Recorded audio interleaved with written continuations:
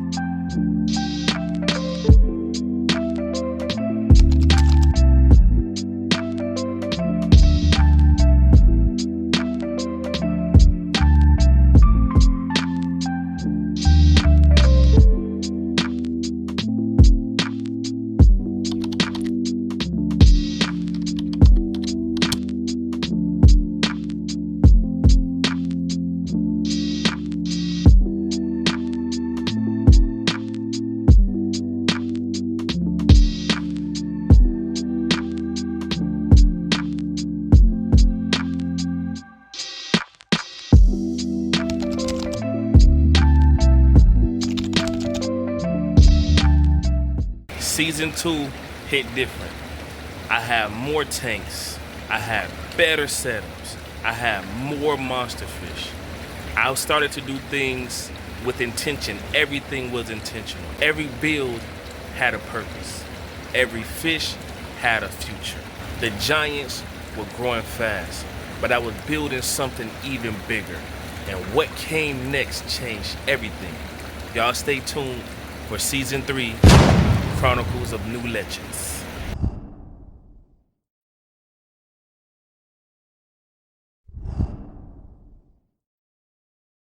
These right here are baby tiger shovelnose catfish.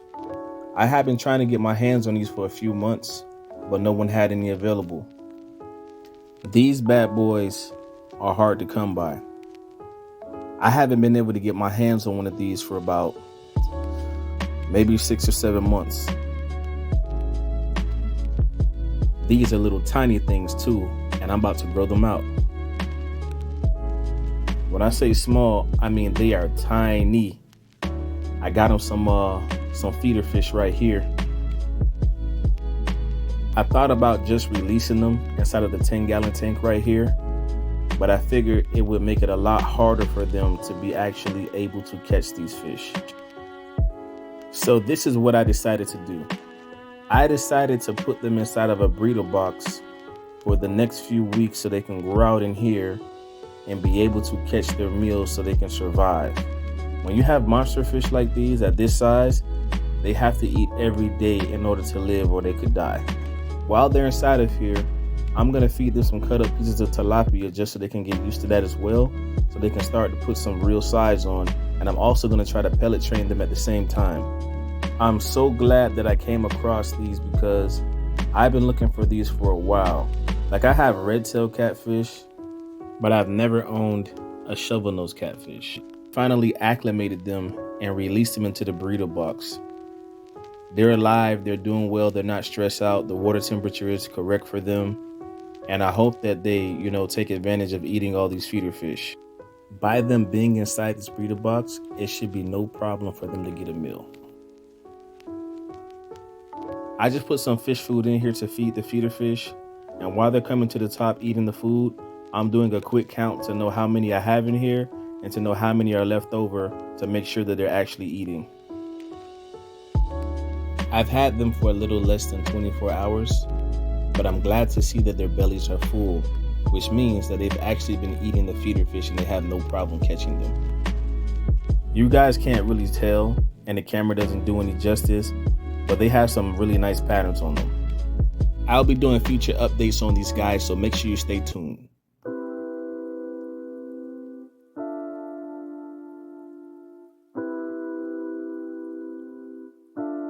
On day 1, I got my baby tiger shovelnose catfish. It took me a while to get. I really wanted to get these guys. And I also know that these are monster fish and they grow fast.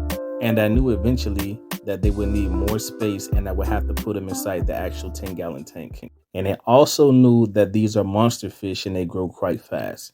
So if I wanted to escape this tank, I would have to do it in a hurry or it'll be too late. I did a water change. I added some more feeder fish, and I also added some more sand substrate along with a couple of plants, some lava rock, some pea gravel, and also some river rock. This is water lettuce that I'm moving around right now.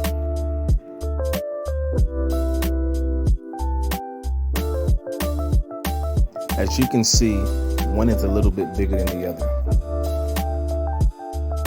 They've been eating really good and growing fast. Let's get them into their new enclosure.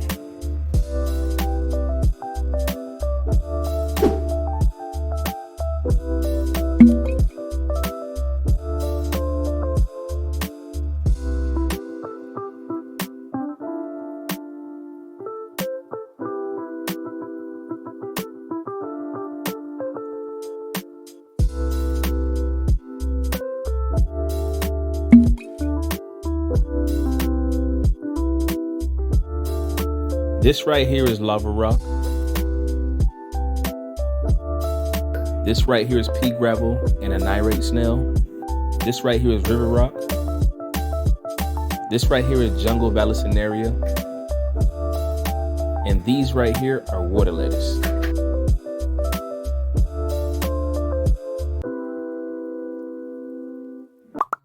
It's time for water change. Let's go. I'm going to perform a 50% water change because that's what I do every week. This device that I'm using is called a python. Basically, it vacuums the substrate floor. This device is such a game changer.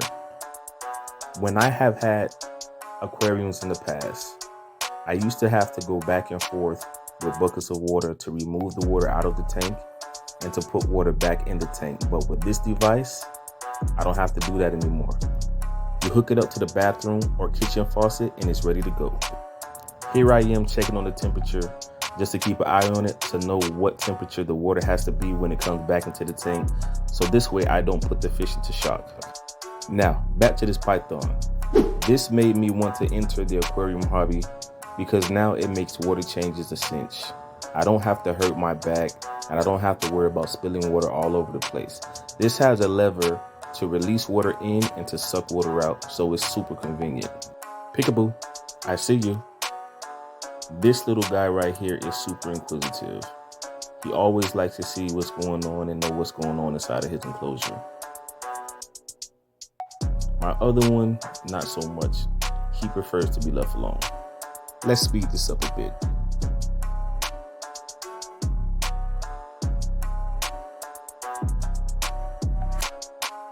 Okay, now it's time to put some water conditioner in here to dechlorinate the tap water and also to put some beneficial bacteria in here so they can keep the environment healthy for the fish. This is a little hack that I use to measure the water temperature. Don't tell anybody. Let's just keep this between us. I hope I was able to teach you something today. I'm gonna finish this water change and I'll catch you guys next time.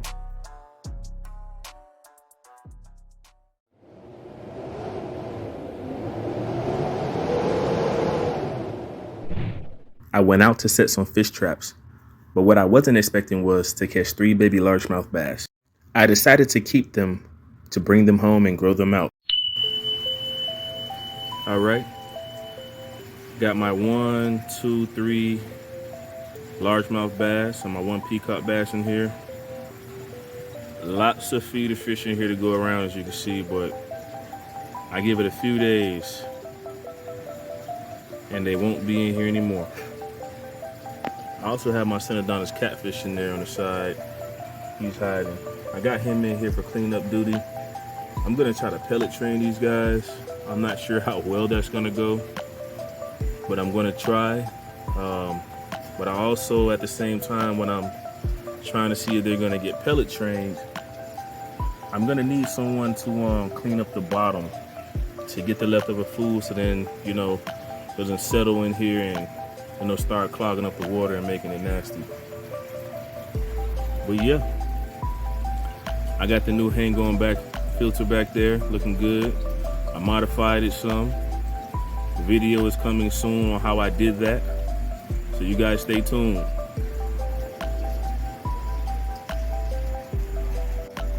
This is my first time keeping largemouth bass, and I gotta be honest with you guys, I wish I would have done this a lot sooner.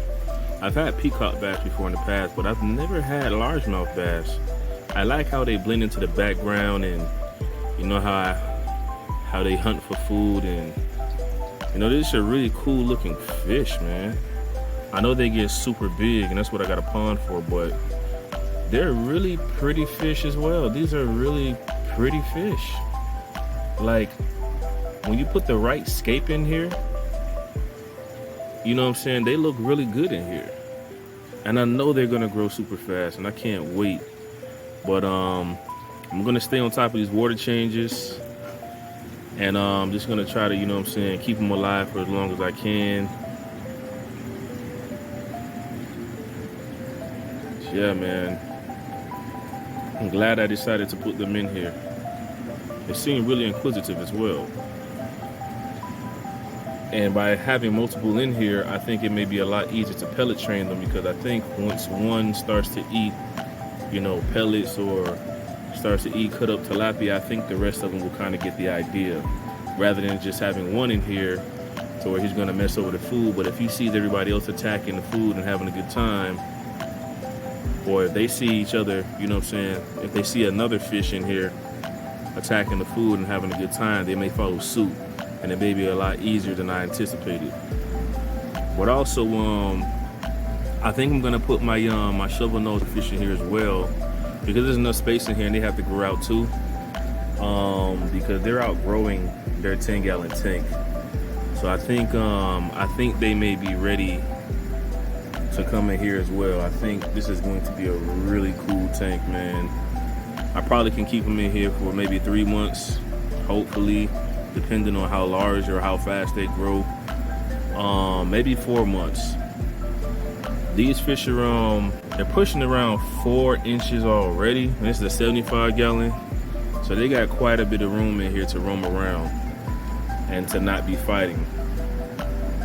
Yeah, this tank is amazing, and I can't wait to put my tiger shovelnose fish in it. Let's go. They have outgrown their grout tank, so it's time for them to get out. Let go. These guys right here are getting too big. They're outgrowing their enclosure, and it's time to move them into another grout tank. Look at this guy. This guy is huge compared to when I got him. Okay, let's move you, buddy.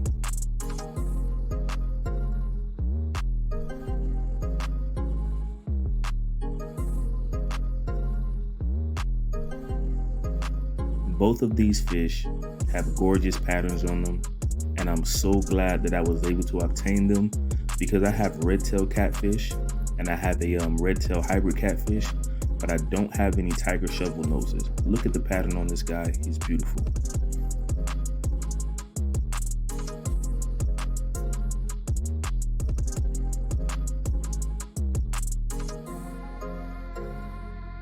It did not take these guys long to outgrow their 10-gallon grout tank. I knew this would eventually happen because they are monster fish, so I was already prepared for this moment. I'm getting them acclimated now to put them inside of their new enclosure with some other fish. Hopefully they get along.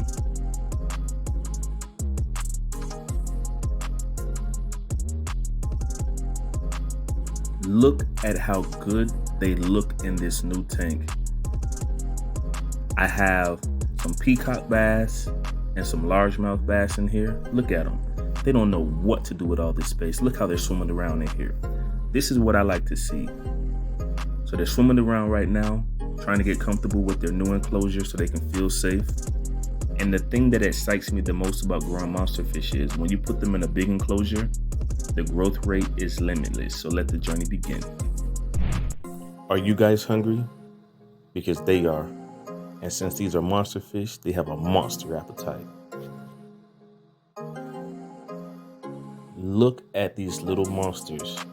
Even before the food touches the water, they're all ready to pounce on it. Feeding these little guys can get very expensive very fast.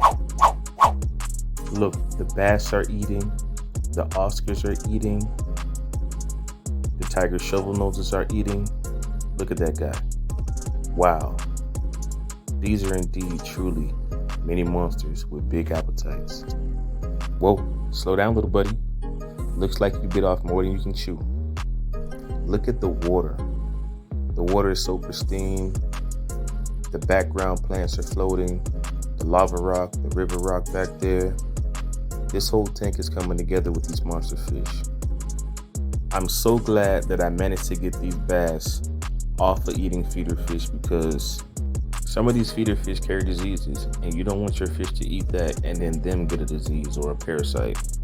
Unless you're growing the feeder fish yourself and quarantining them and making sure that they're healthy for your fish, you know it's kind of a risk that you're taking. Also, by you getting them onto pellets, you can make sure that they get all the vitamins necessary that they need for growth, for color, bone structure. All that plays an important role in growing out your monster fish. If they're healthy and they have their vitamins, the less chances you have to worry about them getting sick and then you having to quarantine the whole tank. I don't like losing fish, especially not at this level in the game, because let's be honest, these tropical monster fish can be pricey if you're getting them online. Especially since the pandemic hit, a lot of these fish have been hard to find. And also, if you can find them, everybody wants them. And when there's more demand than supply, the price goes up. I got 3 wild caught largemouth bass in here. Come on, big boy, come on. See how big you are, okay. Got one. Not too bad. Oh, hold up, wait a minute. Got you again. All right, there you go. Okay, he's in there, like somewhere. Oh, he's looking mean. All right, let me get another one. Where you at? Come on. Don't be shy. Don't be shy. They're all around the same size, so look at your boy. There you go. Got 2 of you in there. Okay. This one may be on the smaller side, but he probably can still hold his own. No, he definitely can hold his own. He's up and out like that. Okay. Come on. Come on, buddy. There we go. How dare you splash me? Good in there.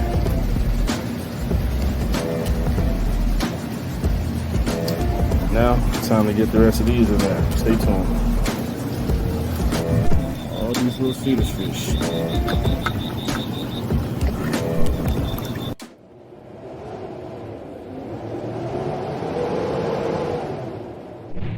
I went out to set some fish traps, but what I wasn't expecting was to catch 3 baby largemouth bass. I decided to keep them to bring them home and grow them out. And since these fish produce a lot of waste, I knew I was going to have to upgrade my filtration system ASAP.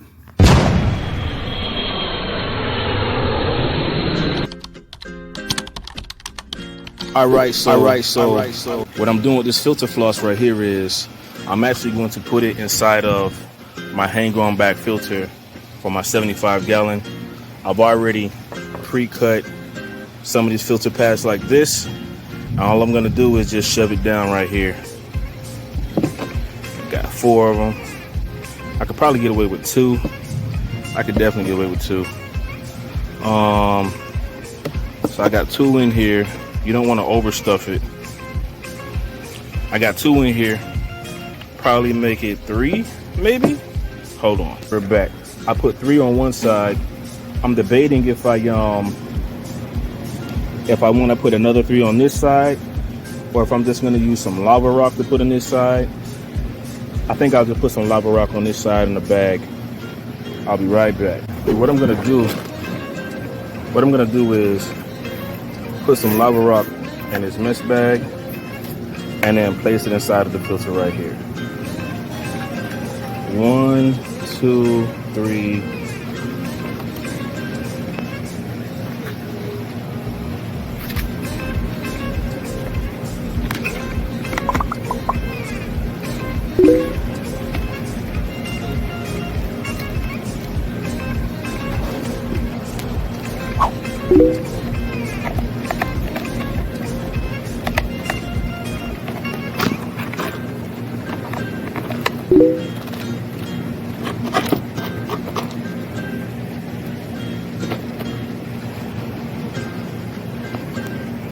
And there you have it. Wow. I just modified my hang-on back filter so it'll work a lot better and keep the water a lot clearer. Filter floss right here, lava rock right here. This is how you modify your hang-on back filter for basically better filtration.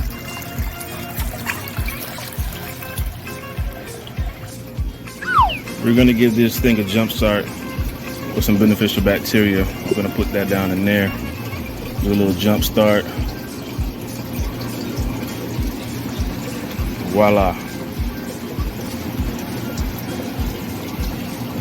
That's all she wrote, folks. If you're new to the channel, thanks for watching. It really helps my channel out. I can keep bringing you these fire videos and this fire content to help ensure that you have a successful pond or aquarium.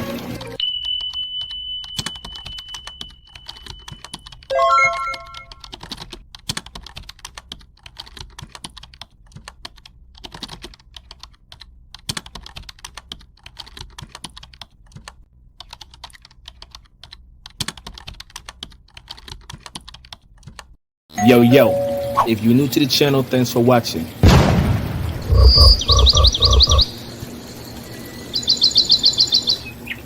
Well, I was able to get these bass on bloodworms. At least one of them is hitting the bloodworms right now. I see one going after the bloodworms. I don't think the other ones have fully gotten this idea, but I'm hoping they will learn from him because he's tearing these bloodworms up. But he's the only one that I see going after the bloodworms. I only see one of the wild-caught largemouth bass going after it. So I'm hoping after these bloodworms, I can start just dropping food in there because this guy gets it. This guy, I don't know what's up with the rest of them, but they're just sitting back, watching it say, okay, are you going after him? Okay, no, he still doesn't get it. Okay, well, they could learn from the other guy because he's going to be probably getting bigger than the rest of them from eating all these bloodworms. So I think he's getting it. So I'm gonna see if I could drop some pellets in here and see if that'll help too. So I just went ahead and dropped some pellets in here. And hopefully they'll see the pellets moving around too, and they'll get the idea. But work in progress, man. It's working. Okay, he's hitting the bloodworms. Okay, hitting the bloodworms.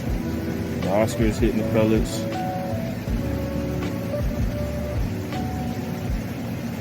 That guy gets it. He's getting full. I might go ahead and drop some more blowworms in here for him just to see if that'll help stir things up. Okay, just dropped a bloodworm in there. Let's see if the rest of these wild-caught peacock bass and bass get it. I'm hoping one of the Oscars does not find it first, because if they find it first, they're going to demolish the bloodworm, and we don't want that. Okay.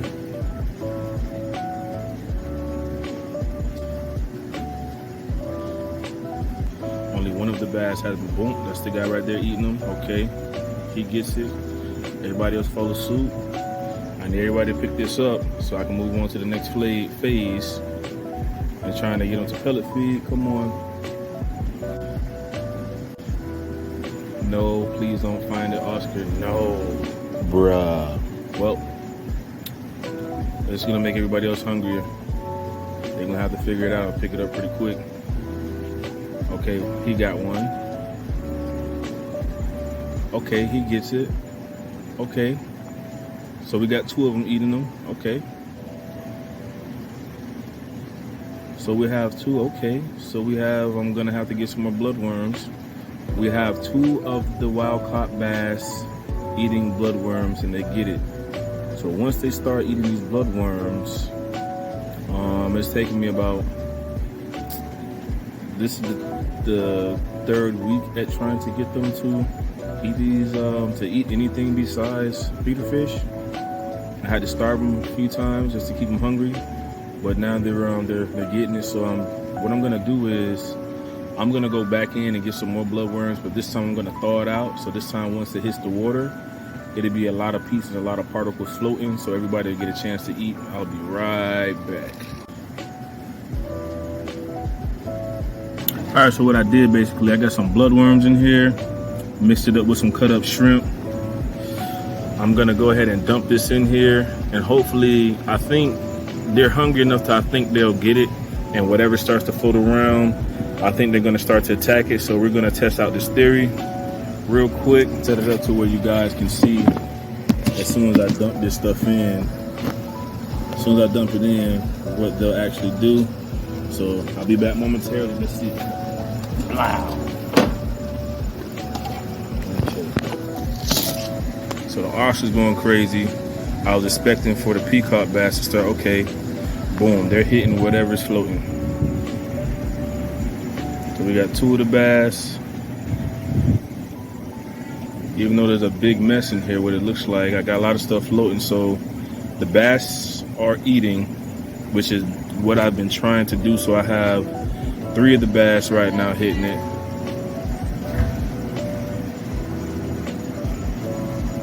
So it's like a feeding frenzy, if you will, right now.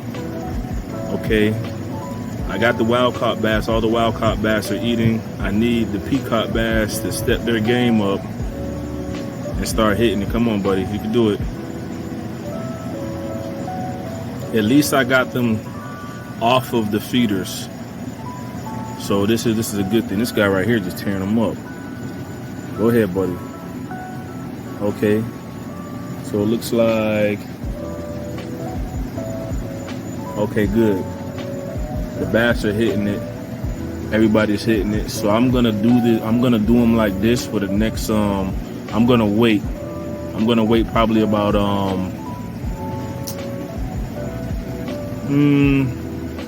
maybe 3 days before I feed them again, because I want them to be real hungry. I want them to realize what they had last time. And what I'm gonna do is wow, I just got these wild caught bass off of feeders. Everybody was saying how hard it was, and it was hard because okay, look, he's eating it off the ground now. He's eating the shrimp. Okay, peacock bass looking like, you know what I'm saying, they don't know what's going on, but this is exactly what I needed right here, man. So now I could just start dumping food in here for these guys. I could get them off the feeders, give them a feeder as a treat every once in a while. But everybody was saying how hard it was, you know what I'm saying? And it is hard. You have to start them for a little bit, but eventually they will, when they get hungry enough, they will start to eat whatever you throw in here. But they're really stubborn, you know, it takes weeks. I've had them in here for maybe about 3 weeks now. I've been trying to get them to eat something other than feeders, and it looks like they're finally doing it. Those peacock bass in the back are going to eventually understand what's up, and they're going to start eating, and all these guys in here are going to start getting big. There we go. This is what I like to see, man.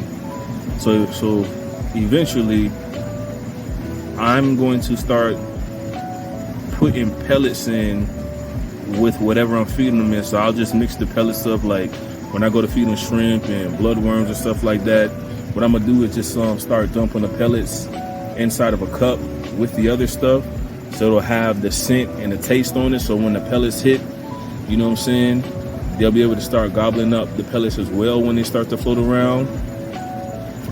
And eventually I'll just, you know what I'm saying, trick them and just start putting pellets in here for them. But yeah, they're tearing this food up, man, and they're getting it. So, you know what I'm saying, I guess this is how you basically, you have to ease them into different phases to get them off of feeders when they're wild caught. I've been seeing people saying that it's easier to feed them pellets when they're like 2 inches or below. These guys, when I caught them, they're about the same size as when I caught them, so they're pushing 5 inches. Yeah, or either almost 6. So they're definitely, yeah, they're pushing, they're over 4 inches. So I definitely see what the forums were talking about and the different things that I watch. I definitely see what they're talking about, because they are definitely stubborn, man. They are some stubborn fish. But it's gonna be a little bit messy for a while. So I'm gonna feed these guys again in the next 2 days. And it's going to be a lot easier for me when I can't go to the store, when I can't go catch the wild feeders. I have a bunch of them actually. But once I get these guys in the routine, I'll dump some in there as a treat and watch them go ham on the feeders, and I'll be able to record that too and make some content for you guys. Yep, you know what time it is, guys. It's time for a water change.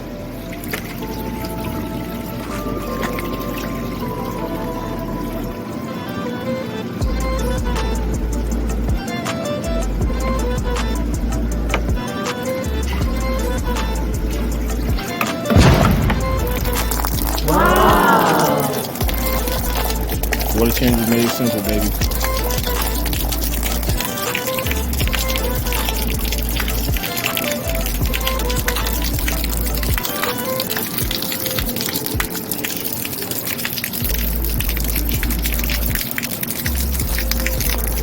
Doing a water change right now. I've been feeding these guys a lot, trying to get the bass and the peacock bass off of feeder fish. So there's a lot of food that's dumped in here, a lot of waste produced.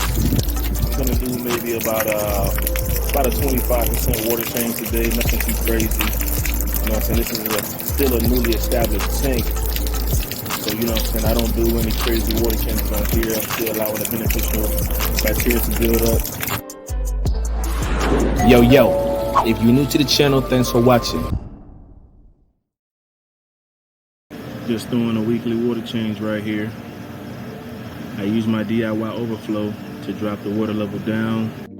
This tank looks amazing at night. I'm so glad that I decided to scape it this way. All the fish in this 55-gallon are doing great. I love the way this gold background pops, and especially against the silver dollars.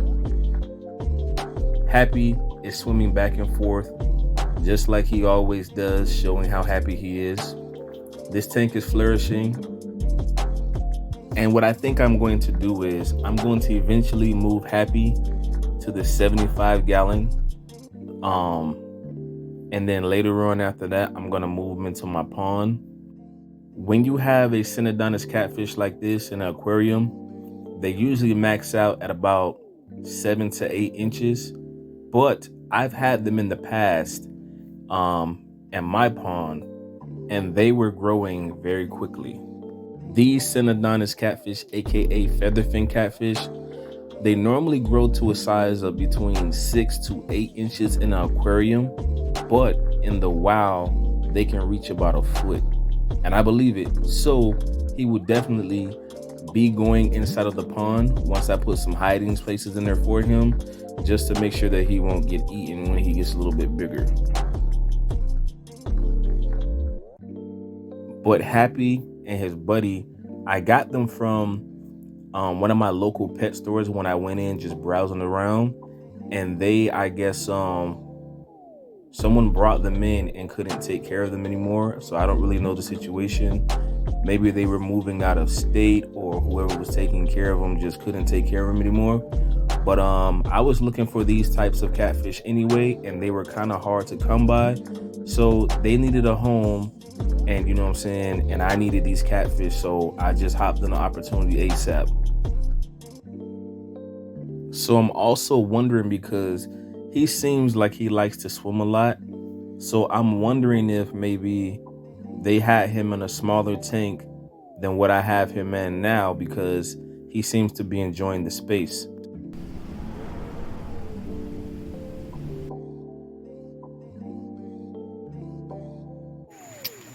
Man, I hate making videos like this. Something just told me to come out here and check on my aquarium. As you can see, all my clown lotions that I've been growing out are dead. And even my silver dollars down there are dead. One of them's alive. And the only thing that I know that has happened is the pump is not running. So, why is the pump running? It is running. Why are y'all? What's wrong with you? I probably could say one of them. One of them look like he's alive. What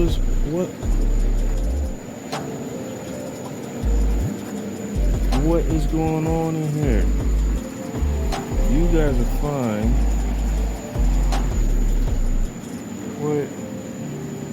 What's? I feel it coming out. What? Are you okay, buddy? What's going? Okay, you're breathing a little bit. Let's see if we can bring you back. What if you come in here? Are you okay? No, you're gone. What is going on in here? Is there no air in here because the water's getting too high?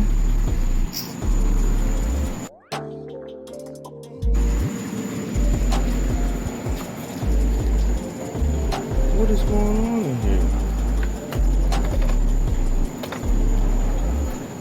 I think what has happened is maybe I've been growing them out for so long too.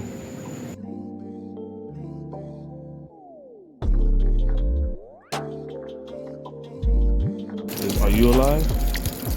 Hold up. I can probably bring you back. Okay. You guys are gone. R.I.P.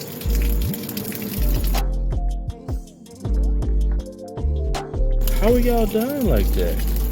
Is it the new food?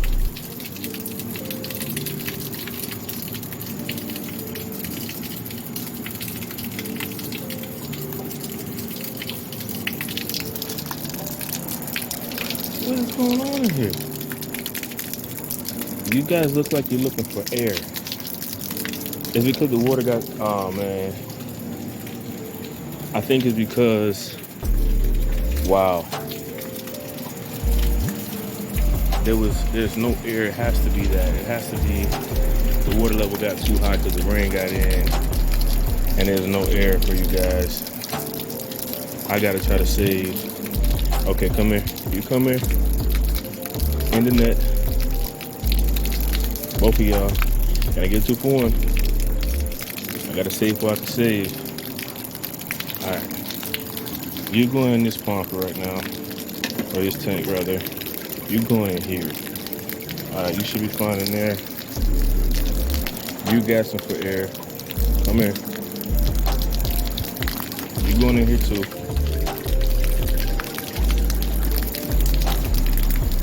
You coming with me. 1 pound loach, ain't this something? Man, who else can I save in here? Damn. What a shame, man. What a shame.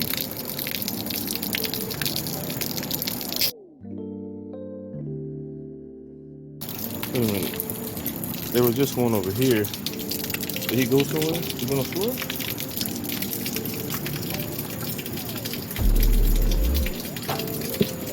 Man, this sucks, man. I've been growing these guys for so long. What? I don't understand. What is killing y'all? I guess something is going on with that pump. I feel like you may have jumped off. Did you jump off? Are you alive? I feel like you're alive. But I'm not sure. Only one way to find out. You kicking?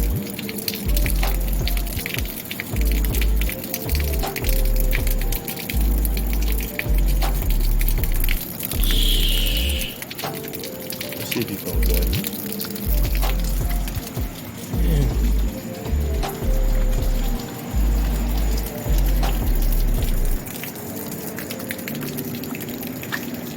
You guys seem to be fine. Why is everybody else dead? What is going on here? This is coming out, but what's up with this? It looks like it's pushing it out, but I'm not seeing the bubbles rise to the top how they used to be. Come on, man. What you doing down here, man? How?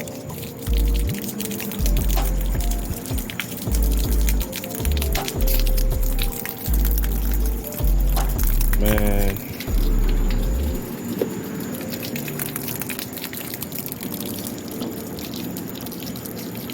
What is going on out here? Are you dead too? You gone?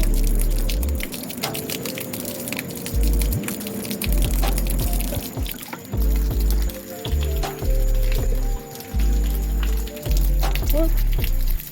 What's going on out here, man? Well, man. Wow. Really?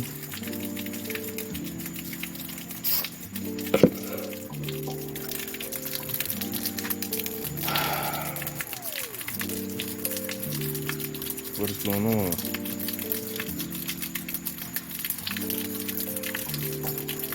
These fish are fine. I'm guessing the water level probably got too high. And maybe,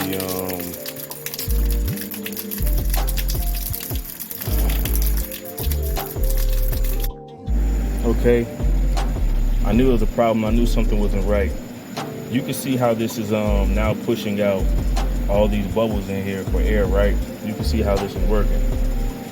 This tube right here, it sucks in the air. For some reason, something's wrong with this tube that it wasn't sucking in any air from the outside.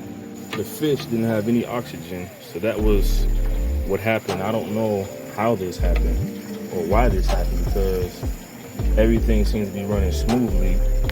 You see how the bubbles are coming out? I also just took this filter apart and I cleaned the sponges, but the sponges weren't even dirty. But I'm not sure why this wasn't blowing like this earlier.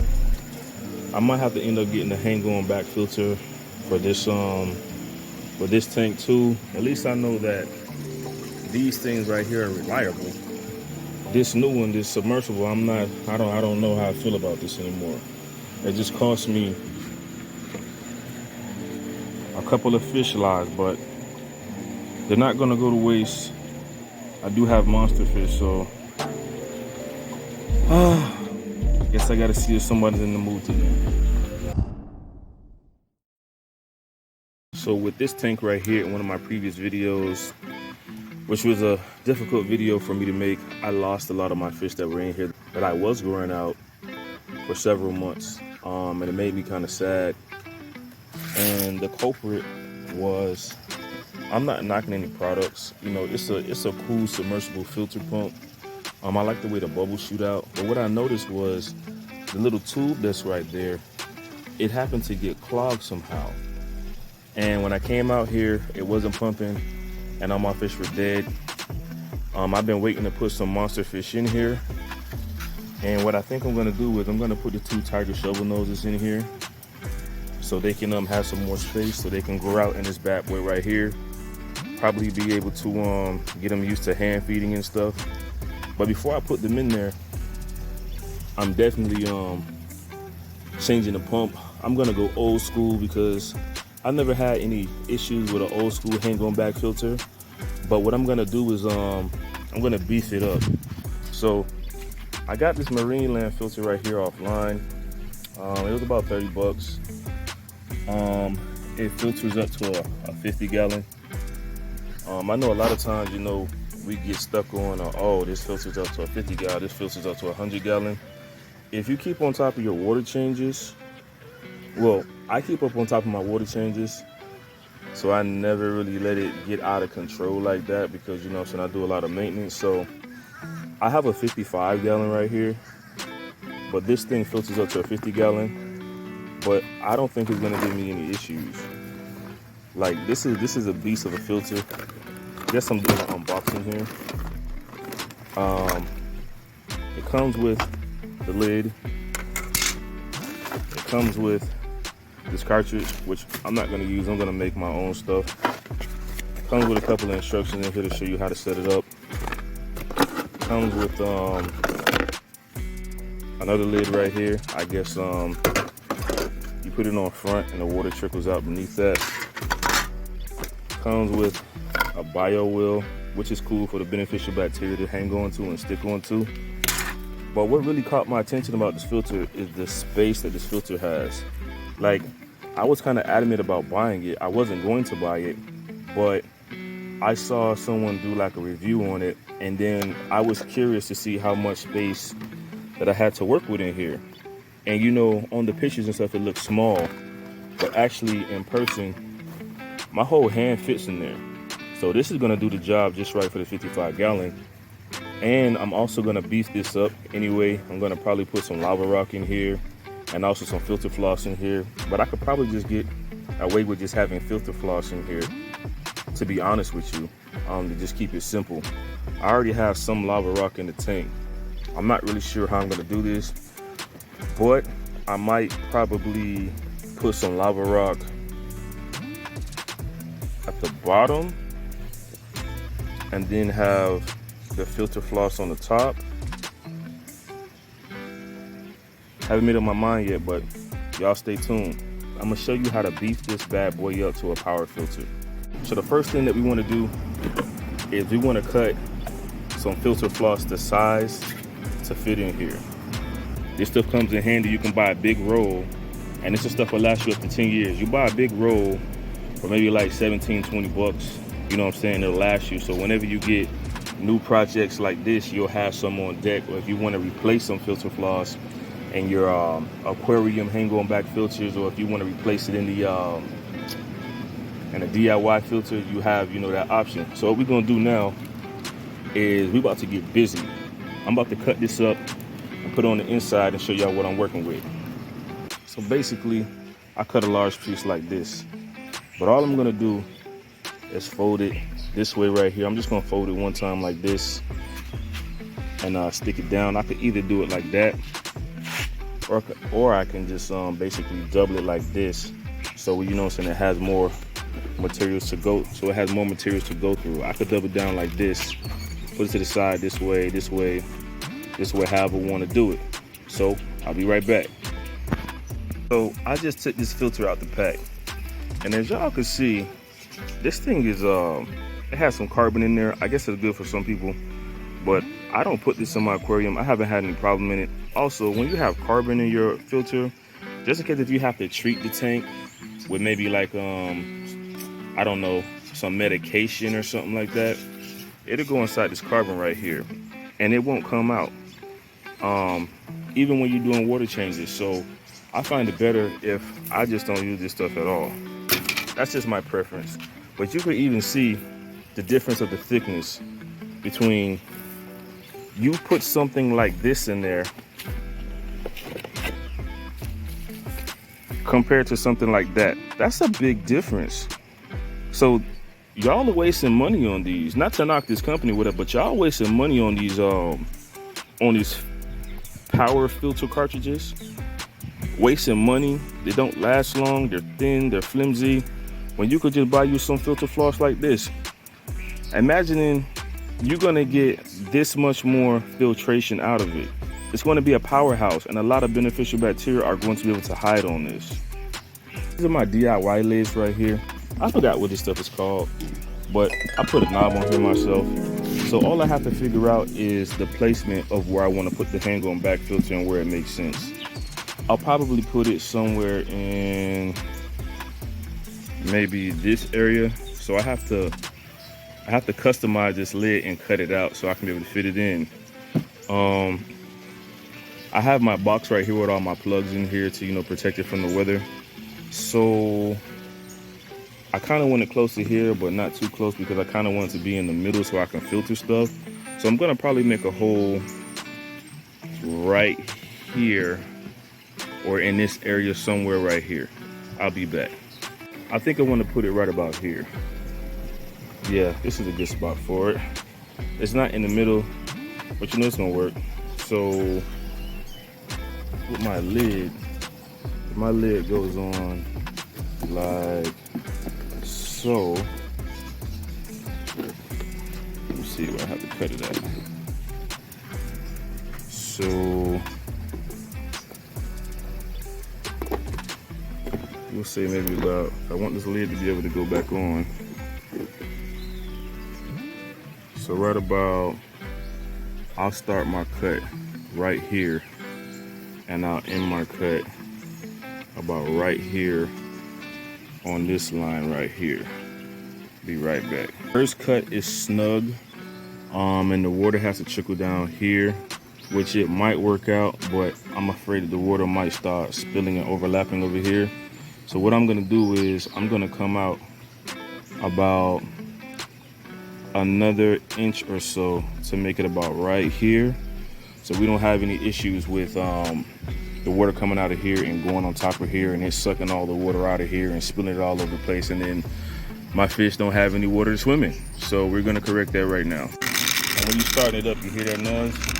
You need some water to put in there. So I'm gonna take this empty bottle right here, fill it with some water, and help it try to get started.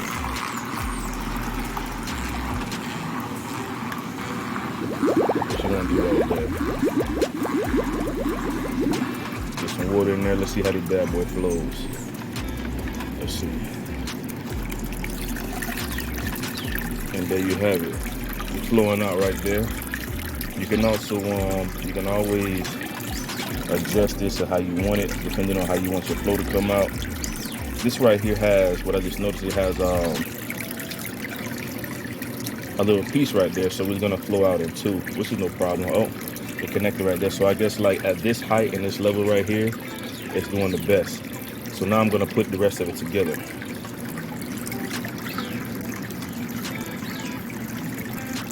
Put the bow wheel on here. I don't expect it to rotate or anything like that. If it does, it does. If it doesn't, it doesn't. You can also and always minimize this. Oh, there it is. Well, there it was. It's all good. It'll be there, and I'll use it if I need to. But now I'm just gonna adjust this and get it back right to how I want it. With this flow, so I can push it down, move this around some, with my fingers out. There we have. There we go right there. There we have it. Flowing again, doesn't really matter as long as there's water's coming in here. I mostly wanted to filter and to pick up these particles, so I'm not really worried about the flow. So we're gonna put this penguin piece on here, which I think it goes like this. Maybe it goes like this. Yep, that seems like it works a lot better. And then we're gonna put the back on like this. And yeah, just like that, there you have it. Push it down some more. Yeah, got a nice flow right there. Bam! So that's how you beef up your filtration system. You can do this a couple different ways. Some people will put beneficial bacteria in here with the filter floss, but I'm just more so worried about just having the filter floss in here because it's gonna house the beneficial bacteria and it's gonna, you know what I'm saying, finally filter out the particles. And I have some lava rock in already. I'm gonna adjust this, I'm gonna make it a little bit warmer in here. I think it's on like 82. We're gonna crank this bad boy up to about 80, 86, 89. I'm gonna crank it up. I know it's gonna probably get cool sooner, and I have a lot of tropical fish that like to stay warm, so the fish that I'm gonna put in here will have no problem. You know what? Just for a special treat for y'all, you know what I'm saying, I might as well go ahead and put them in today. Why not? Yep, that's a nice little fit right there. That works for me. Where does it? Let's see. Oh, wait a minute. Well, we got a little hole right there. I mean, I can always fix it. I can always just cut this little piece off so I can move it over some more. So that's what I think I'll do. There we have it. I made this hole a little bit larger space right here, so you know it still has some, you know, clearance right here. But in the fish hobby, man, if you do it right the first time, you don't have to worry about a lot of things going wrong or a lot of mistakes. I know it rains out here, so I mean, it has a little hole right here where the rain come in. I'll just put some some pH balance in here when it does, because it is outside. These tarps right here over time, you know what I'm saying, they become porous because the sun is always beating down on them. They do a good job at, you know what I'm saying, keeping the tanks warm on the outside and also hiding it from the sunlight so you don't get no outrageous algae blooms. But you know, just like everything, you have to replace it every once in a while. But this should be just fine for right now till that time comes. Man, look at how pretty this tiger shovelnose catfish is. Look at the size of them. You guys remember I started growing them out day one. You know what I'm saying? When I started, where you at? I started growing this guy out day one. You can see all the colors, all the patterns on him. You can see all the colors and all the patterns on him. If you guys have followed me since I've been growing out from day one, this is about the second month I've been growing them out, or close to it. So yeah, we're gonna get this guy in here. Come on, buddy.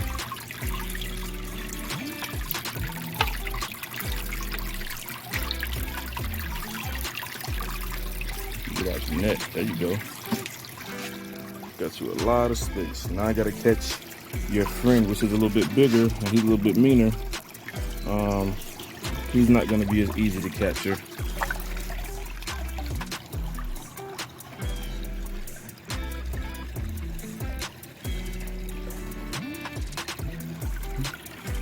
Spoke too soon. Got him. There you go.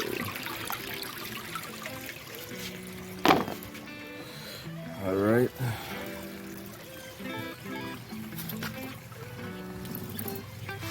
So we got the big bad wolves in here, the tiger shovelnose hybrids in here. I'm thinking about putting a peacock bass in here as well. We got the, I've been waiting to do this because I didn't want to put any fish in here unless I had this hang on back filter, because I didn't really trust that other pump. If I can catch the peacock bass, I'll also put them in there. I'm still trying to get into pellet feed, so I might just leave them in here until they learn their lesson. Man, look at how pretty this tiger shovelnose catfish is. Look at the size of them. You guys remember I started growing them out day one. You know what I'm saying? When I started, where you at? I started growing this guy out day one. You can see all the colors, all the patterns on him. You can see all the colors and all the patterns on him. If you guys have followed me since I've been growing out from day one, this is about the second month I've been growing them out, or close to it. So yeah, we're gonna get this guy in here.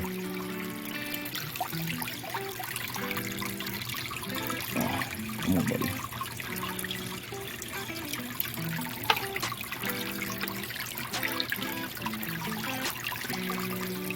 Get out your net. There you go. Got you a lot of space. Now I gotta catch your friend, which is a little bit bigger and he's a little bit meaner. He's not gonna be as easy to capture.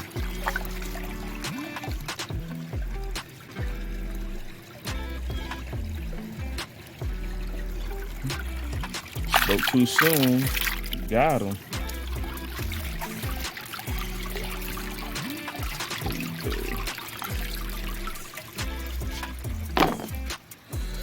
All right.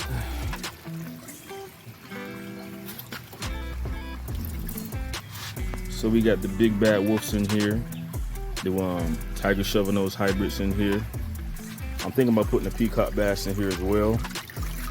We got the, I've been waiting to do this because I didn't want to put any fish in here unless I had this hang on back filter, because I didn't really trust that other pump. If I can catch the peacock bass, I'll also put them in there.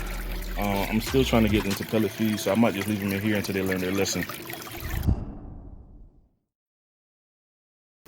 This pond has matured and is doing extremely well. Here you can see some of my albino red Oscars, some of my albino tiger Oscars, some of my tiger Oscars, some of my red Oscars. I have a mixture of different types of Oscars in here. You guys ready? Go.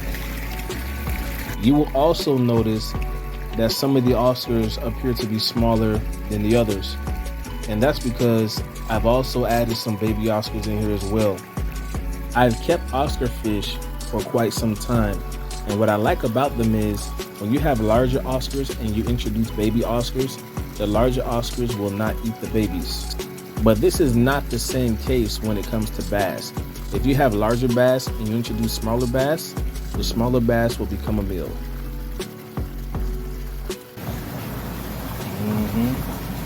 See somebody hungry. This is my redtail catfish pond. And this pond, I have 4 redtail catfish and 1 hybrid catfish that is basically a redtail catfish that has been bred with a tiger shovelnose catfish. And the goldfish that you see in here, at one point in time were feeder fish, but my redtail catfish didn't take any interest in them. So I took a gamble and I added the baby koi fish in this pond as well, since it didn't look like they were gonna end up snacks. What's up, buddy? Y'all spent all day hugged up.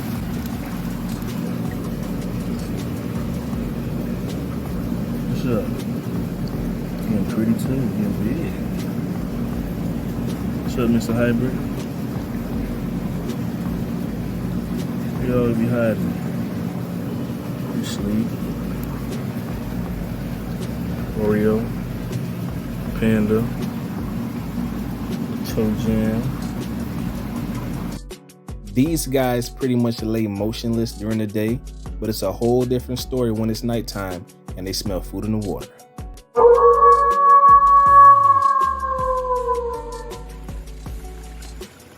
Oh yeah, you know what time it is. I got some cut up tilapia. It's a late night snack. They can smell the food in the water. Let's see how they react.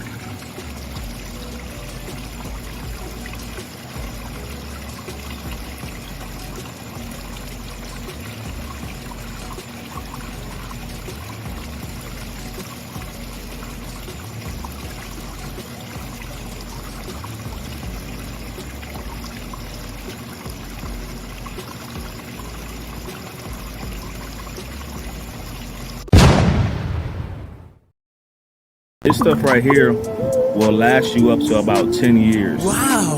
And here's a little hack for you guys. Put this inside of hang-on back filters.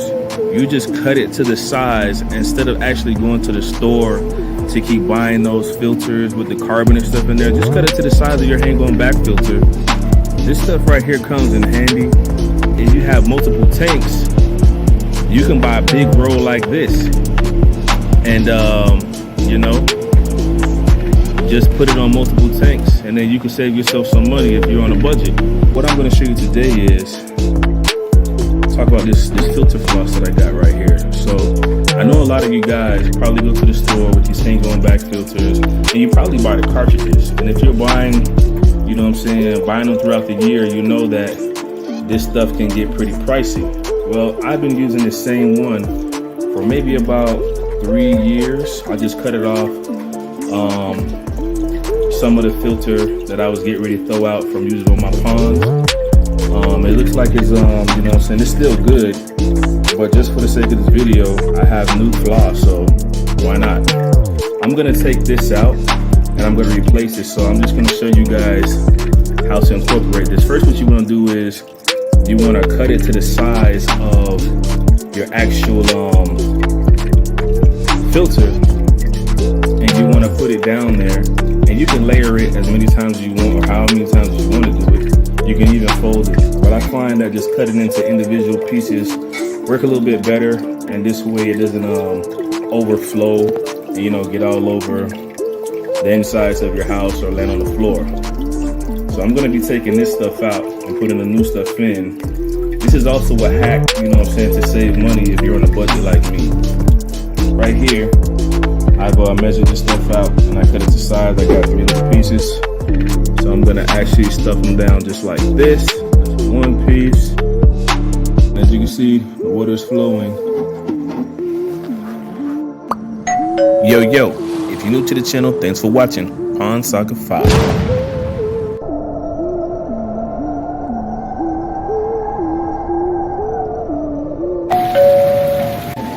These leaves from my neighbor's mango tree are getting outrageous, man. This right here is ridiculous, man. Messing up my pH balance. Leaves will also clog up your filter and it won't be able to work properly just like they're doing now. This is why you want to keep the leaves up. The leaves keep shedding and entering my pond, entering both of the ponds actually, entering this pond right here. You see the amount of leaves over there. I just had to scoop all the leaves out, so I have a little solution for this because I'm just tired of turning my hobby into a chore. So what I'm going to do is I'm going to put a net on top of this pond. What I've done already is I've got some command strips or command hooks, whatever you want to call them. And what I did was I put them on and I faced them pointing down, so this way they can catch on to the actual net. Wound it up like this, and I guess I have to unravel it like this. And I guess the best way possible to do this would be to unravel this whole thing. I'm just going to stretch it out across the pond like so, and then cut it where I need it. I think that should be long enough right here. I'm just gonna cut it about right here. Wow. Okay, so here we have it.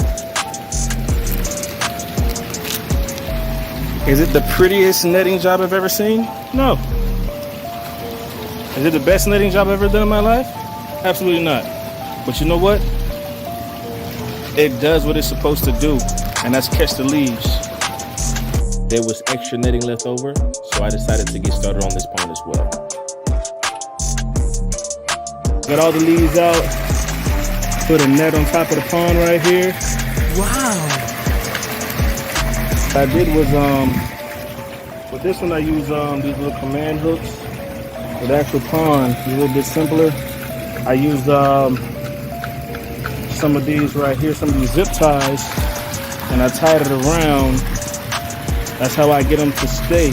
So it'll be a lot easier when I have to do some pond maintenance to be able to get in here. Also, I left myself some space on some of the sides so I can get in here if I need to.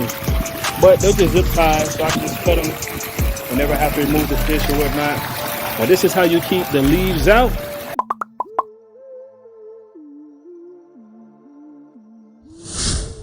This pleco is pushing 2 feet long. He's a monster. I caught him today by accident when I was at the lake, but I also needed one of these anyway, just to help out with algae control. This guy is stunning. Look at the patterns on his back. These fish are also known as an armored catfish. This is the biggest fish that I own at this point. He's an absolute unit, and I know that he's going to take care of this pond. I have a bunch of algae on the side of the walls, and I've been trying to figure out how to get it off, and I believe that he is the answer to all of my problems. This is a pleco, but also commonly known as an algae eater. A lot of times when people buy these in the pet store, they're small, maybe 2 or 3 inches, but I don't think that a lot of people know exactly how large these can get. These grow out to be almost 3 feet. They're going to get way too big for your fish tank, so don't even buy one. Just add some water to the pond right here. Look at these guys. These guys are getting pretty, man, and they're getting big. Eventually, I'm going to have to move them over into my other pond, which is a little bit smaller when the winter time comes, because it's going to be a lot easier for me to heat it. But this filter is doing the job, getting the job done. I got this DIY shade cover on top. You know what I'm saying? The sand is looking like all the algae is starting to come up off of it. The sand seems like it's getting back to the original color it used to be, rather than just green because all the algae built up on here. But yeah, They're flourishing, they're doing good. Adding some fresh water for them right now. That's what it's all about. This is fish keeping, man. Got a net over here to keep leaves out, predators out, keep the fish in. You just never know. You guys look hungry.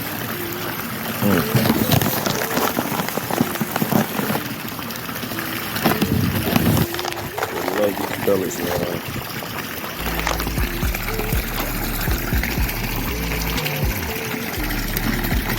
That's all I'm feeding you guys because you guys like to make a mess. So for the Oscar pond, I typically feed this pond 2 to 3 times a day, just because I'm trying to basically fatten them up for the winter. When winter time comes and the water temperature drops, it's a lot harder for the fish to digest their food. A lot of fish even stop taking food because they realize that the water temperatures has gotten way too cold. Let me tell you, you don't get no better than this. Right here, this is how I keep on top of my weekly water changes right here. Want to keep your pond looking crystal clear. You know what I'm saying? Sometimes, you know what I'm saying, you don't have time to maintenance all the time. You just build it to how you want it at the right length. You can even leave it in here. And then when it rains, the water just comes out and that's an automatic water change for you, especially during the rainy season. All right, so what I did was, I think I actually like that. I think I actually like that a lot. So what I did was I added to the filtration system. I made these pipes curve right here. They used to be just like off into the side, but I know winter's coming, and when I start to cover this, you know what I'm saying, I don't want the water to be exposed to the outside weather elements. So I think I actually like it though too. It's going under there, creating some air bubbles for the fish, more oxygen. This one right here pushing out more flow. I don't know, but I think I might raise this one just a little bit, or I might put on a different connection piece right here just to get it to come out some more. Or I might actually just turn it around.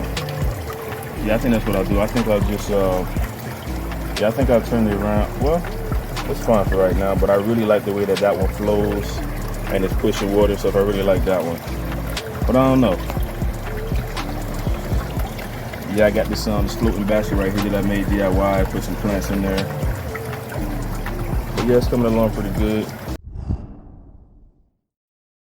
In my aquarium, so I can kind of, open up this space that I have right here.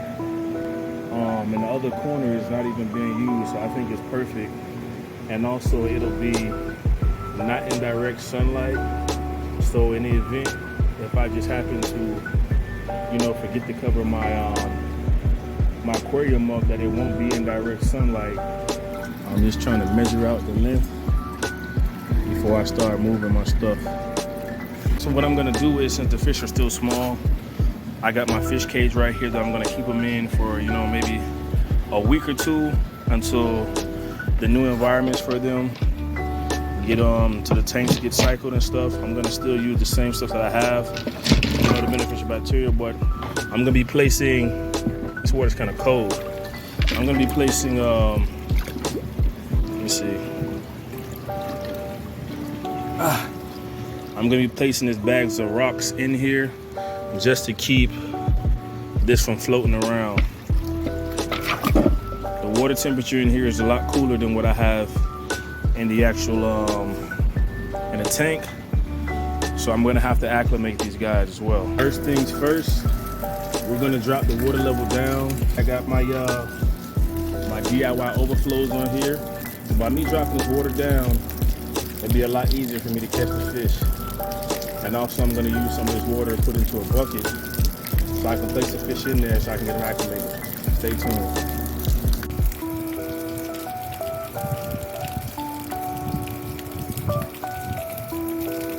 Alright, here go one of the largemouth bass right here. You can see he's got big, putting on some size. He's gonna be the first one to go in. And I'll be back with the rest. Next up, we got the Oscar. He'll be going in here. There you go, buddy. Alright. Just fine there.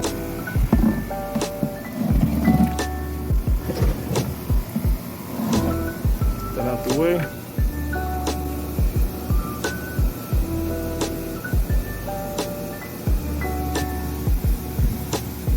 Got two more of my Sandonis catfish right here. Get these guys out the way. Alright. I got the bass, which I don't think are gonna be easy at all, which they're not. So I'm gonna have to come back for this one. Man, this guy has definitely put on some size since he's been in here. Look at this beast. Alright, we're gonna get you in there, buddy. Alright, in you go. Don't wanna stress him out too much. I wanna get him up out of here. Come on, buddy. Alright. Come on. Good job. Got this guy.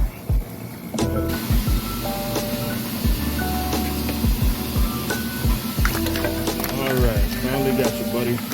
Thank you. Alright, boom. He's in there. This guy trying to freak out on me. Wild caught peacock bass right here. Come on, hop in there, buddy. Eek. Got him. Look at him. Stunning specimen. Alright, in you go. Look at this guy. This should be easy. Whoa, he's getting big. Almost too big for the net. Let me see if he'll let me coach him in here. I want to be nice and easy with this guy. Bam, got him out of there. Okay. Wow, he's got so big. Put him in there.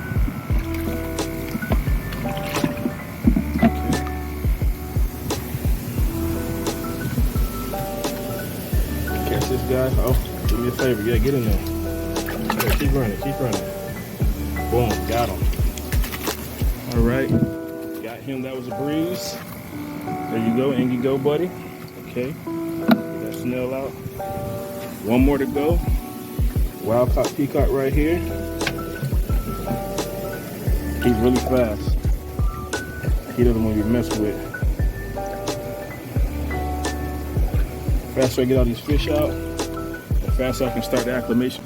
Okay, got him out. He's in here. Boom. All right. Next thing I have to do is acclimate them. The water temperature is a lot different from what's inside of the aquarium. So I'm gonna be acclimating these guys little by little bit so I don't have any fatalities. So that should be good right there. Wait about 5 more minutes after this, and I'm gonna add another layer of water. From time to time, I went ahead and looked in the bucket just to make sure that everyone was still alive and everyone was still doing well. Just to recap, in this bucket, I have 2 Oscars, I have 2 peacock bass, I have 3 largemouth bass, I have 3 Sandonis catfish, and I have 2 shovelnose catfish. Got the python in there. So if you guys don't know, this is how python works. When you have sand substrate rather than rocks, you know what I'm saying, it's a lot easier to suck up stuff because like the particles, like the poop particles and the food particles that are left over, they stay right on top of the sand right here. So like when you're trying to do water changes, or you don't even have to do a complete water change, but the sand is just so much easier to clean than it is to clean the rocks. Because the rocks, you have to drop it down, get in between the rocks. But this right here, literally, you could do this in about 2 or 3 minutes at the most. But you gotta just see how I just did that, and you see how all these particles are just starting to come up. So this way, you don't have to do a big water change if this is all you're focusing on. You know what I'm saying? Just change. That's why I use my DIY overflow, because you know what I'm saying, I'm not doing big water changes. I'm just basically dumping water out. But when I want to get some of the finer particles like this, I hop on a python if there's a lot, you know, a lot of stuff, if there's a lot of work to do. But just like that, it's picking it up, no problem. This python is a game changer right here, because when I had tanks in the past, and you know, since I stayed in an apartment, I had to come back and forth with water buckets and stuff just to, you know, dump the water out in the grass, or to put new water in here. I had to keep taking it from the bathroom sink or the kitchen sink all the way back to my bedroom, which was annoying. And you know what I'm saying, you could hurt yourself when you're trying to move water like that.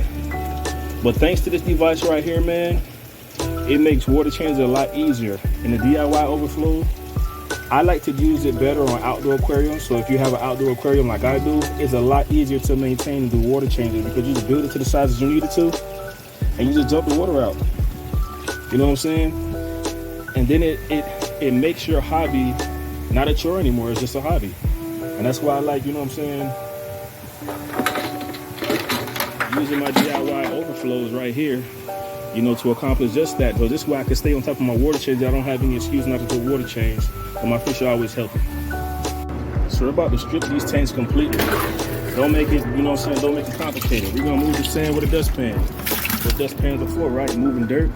That's all we're gonna do. So essentially, I'll be showing you guys how to set up an outdoor aquarium from scratch because I'm doing this. So I'm definitely gonna post a video for you guys. Help you guys along the way. This is definitely what it is. We're gonna be moving this from one place to the next. And this, you know what I'm saying, makes stuff a lot easier by using this. You know, you don't want to hurt your back. And I really, you know what I'm saying, I want to reuse all of this sand. So I'm gonna be doing this. I'm trying to use all this sand that I have. Like, why go out and buy it? Why go out and buy some more? All I gotta do is get this stuff and rinse off. Be good as new. Just to make sure I get these guys at the right temperature one more round. And it's gonna be time to put these bad boys in. What I had hoped to prevent, I had no control over, but these things happen. Man, this bass didn't make it last night. He's the only one out of all of them that I transferred that did not make it last night. Man, the other bass, where are they? I can see them. The other bass are doing well. They all made it except for him, man. Golly. I wonder if it got too cold. Yeah. Oh, man. Look at this dude right here, man. Good thing I'm cycling the tanks right now. I guess bass can't, you know what I'm saying, they can't tolerate the cold like that. Man. So the temperatures, the rest of them seem to be doing good. All my other fish in here are doing good, are doing great. Everyone else in here is doing good except for him. But look at the side, look how much weight he put on, man. I'm hoping I don't have any more casualties in here, man. But this is my #1 pellet feeder eater right here, man. Like, I just pellet trained him. That's why he's so big. He's bigger than all the rest of them. I just got him to start being able to eat pellets, man. And it sucks. This is, you know, an unfortunate thing that we have to deal with in the fish hobby. So I'll be burying him and making a spot for him. You know, he will be missed. Even though things happen that we can't control, I still felt like in some way it was my fault. I decided to move them into the tanks the very next day because I didn't want any more casualties. So now that we've moved them from the fish cage, it's time to start the acclimation process.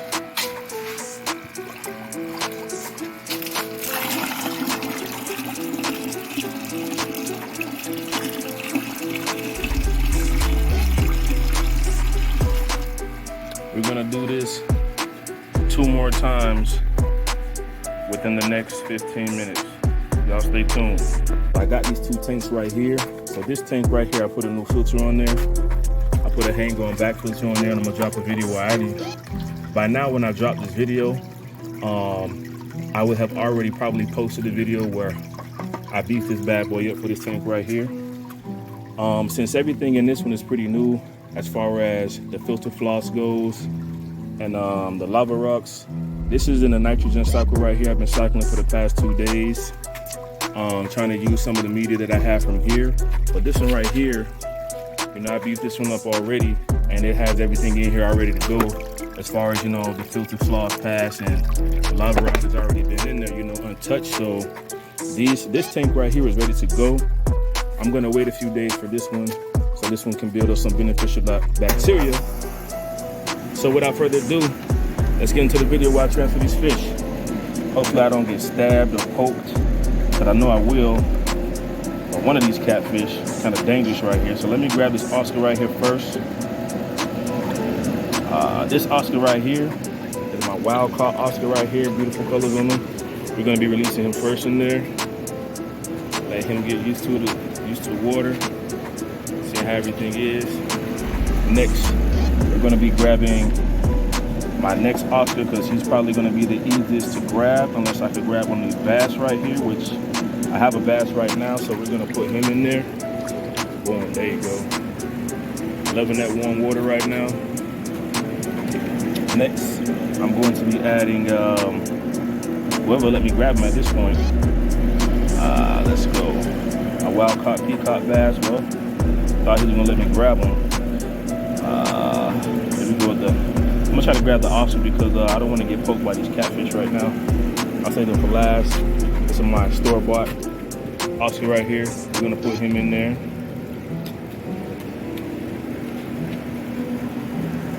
They seem to be doing fine right here. Everything seems to be okay. I'm just gonna give them a few minutes to see how how it plays out before I add everyone else. The only reason why I'm doing it like this is for you guys, because I want you guys to actually get a chance to see them. I could just net them out, but I want to show them off though for you guys, because I know, you know what I'm saying, you guys been following me and you guys want to see fish. Ooh, the tiger shovelnose keeps ending up in my hand, but I don't want no parts of that right now. Peacock bass, there you go. He's in there like swimwear. Looking good, looking good.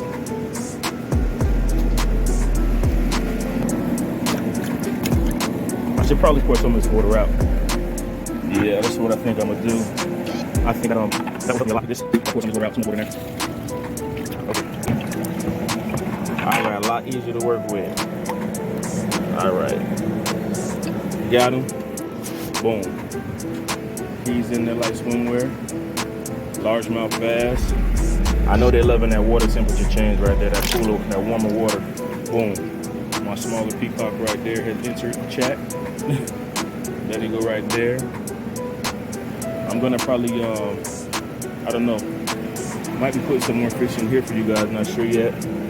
My Senegalese catfish, what I have to be extremely careful of, because all these out here are catfish, and they all will poke me. So yeah, I already feel him. Yeah, he's already stiffening up. Let's get him in there. Nice feather fin right here. Boom, there he goes. Looking good, looking good. Oscar's looking good. Hopefully everybody, you know what I'm saying, has a good time in there. Let's get these little guys in here. My smallest endodonis that I found in the pond didn't even know he was in there, but he was in there. Boom. Look at that one. All right. There he goes in there. My other Senegalese catfish right here. I'm not sure which breed. Ow, he just poked me. He's pretty. Put him in there. Let him go in there. Looking good, looking good. Everybody's looking good. Wow, he's showing some amazing colors on him. I really like the way he looks. Really good. Amazing colors on him. They're gonna destroy some of that food at the bottom. He's back there. Okay, cool. All right. These guys right here. Wow. One is bigger than the other. They weren't always like that. They were, you know, both really small. Wow, he's getting meaty. I know they're ready to eat. These guys are eventually gonna go in there, but I'm gonna play it safe, but I don't want any casualties. One of my bass passed away when I transferred him. See if I can get this guy right here. Oh, look at the size of this guy. He's so pretty. Look at this guy. Wow, he's grown so much. There you go, buddy. Got him in there. As you guys know, I put them in my 10-gallon grout tank. I believe it's been about 2 months since then, since I got them. And they are bigger than every fish in here right now, and they wasn't always like that. Okay, here goes the other guy, which is extremely pretty. He has lighter colors on him. Focus, buddy. These guys do have spines, and they are not afraid to use them. Okay, come on, come on. Show off the colors of this guy.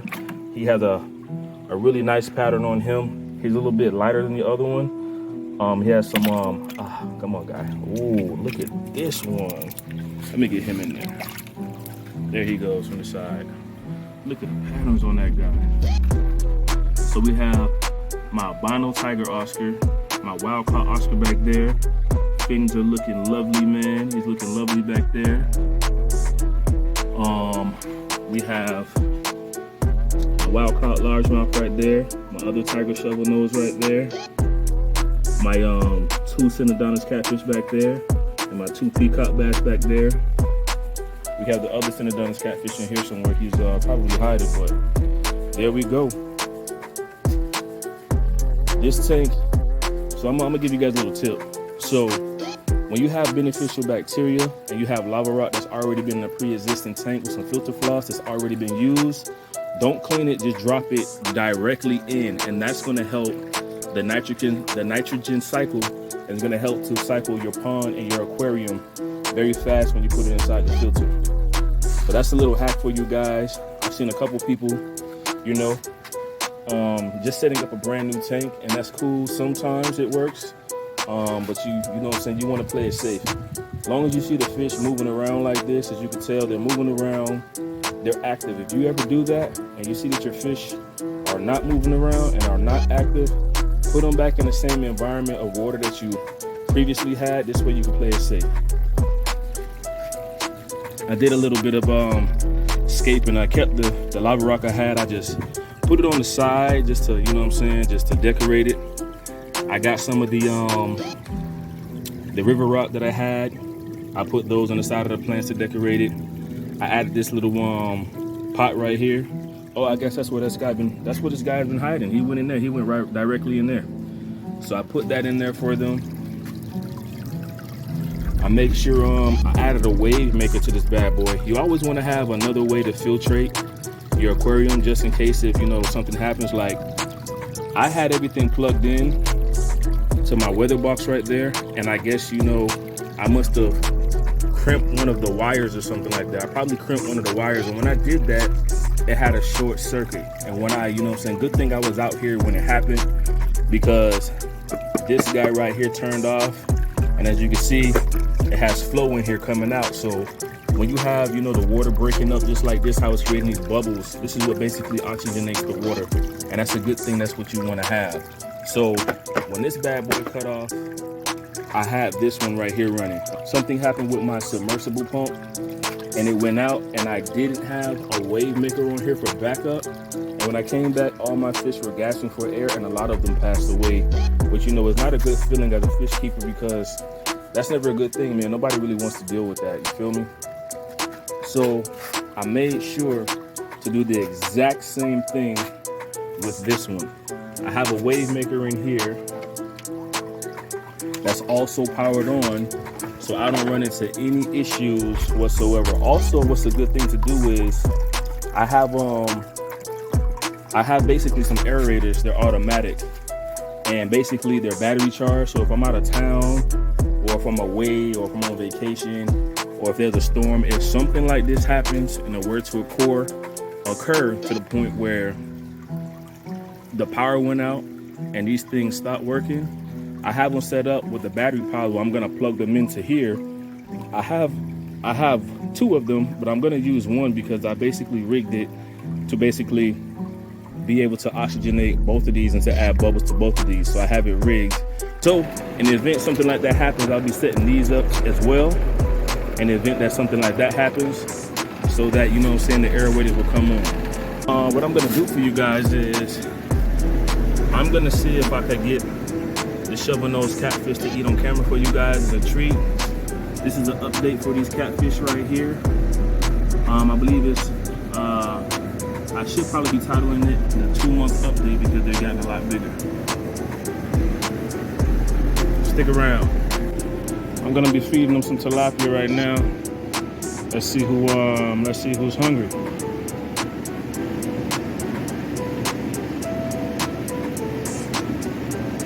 I know somebody hungry, and I know exactly who's hungry. I know exactly who wants to eat. Soon they smell it. They're gonna be coming out any second now. Thank you guys for tuning in. I hope you've been enjoying the content. Until the next episode, I'm out.